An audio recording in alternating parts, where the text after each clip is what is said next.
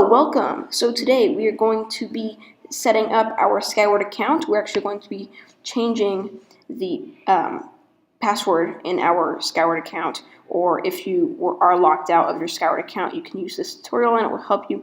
So you want to go ahead and type in Skyward Dripping Springs, as you can see, and this is the web page that you will be taken to.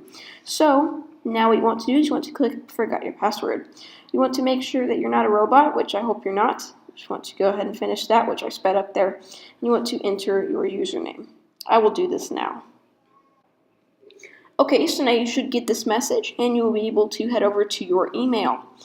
So for privacy reasons, this is not my account. I'm not going to show the email, but you should be able to head over to your personal email that you have set up with your Skyward account or whatever, and it should be there. It should be the top one. Thanks for watching.